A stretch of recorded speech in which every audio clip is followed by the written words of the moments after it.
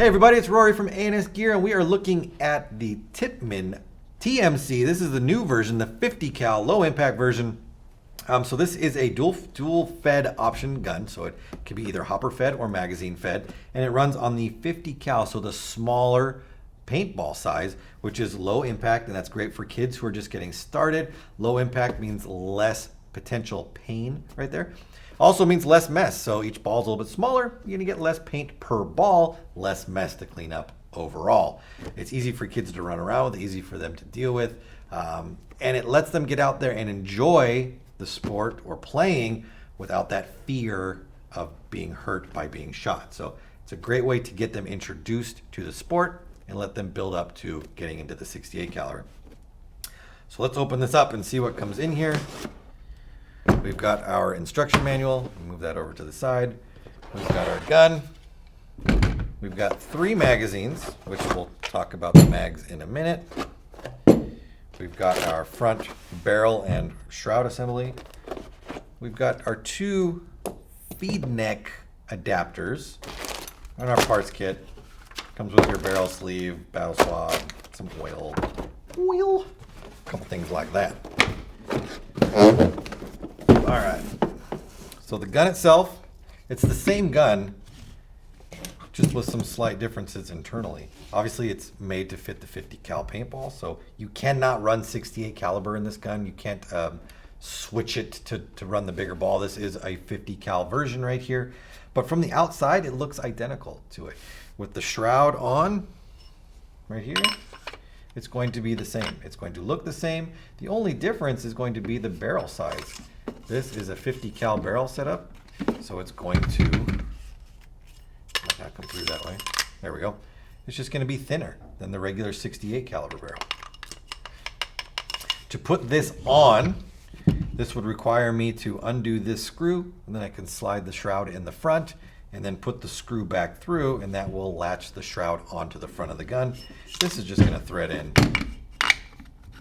like that. Just like that. And then it's going to be on there like that. Now I referred to this as a dual feed system. You can either use the magazine or you can use the hopper.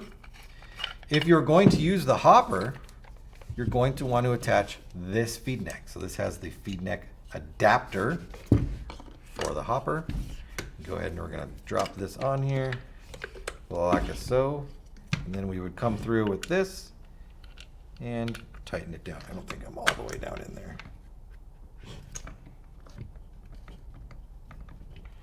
I think I was a little too low. There we go.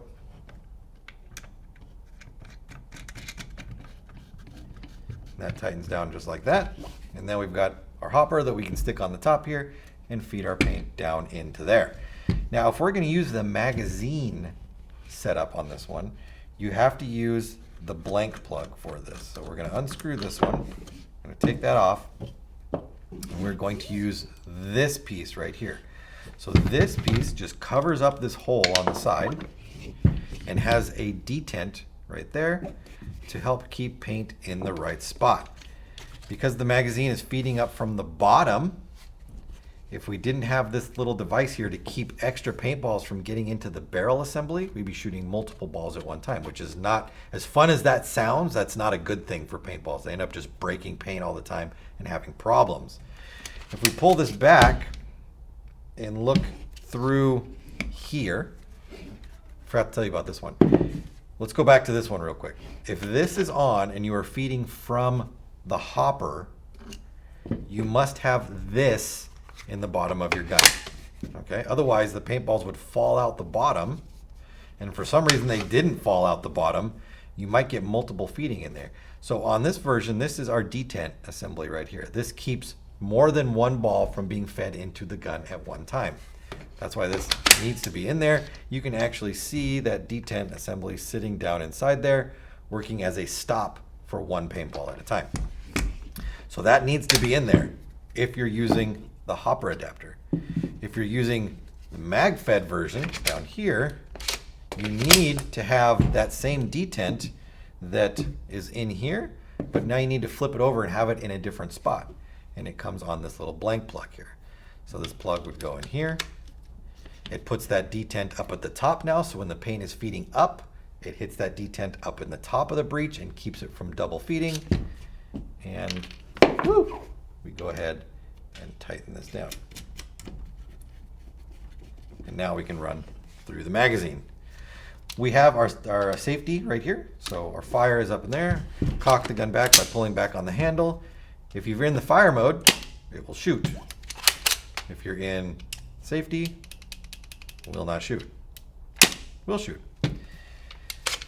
Magazines, there's a little, I want to call it, well, this is called the carrier, or the follower, right here, not the carrier.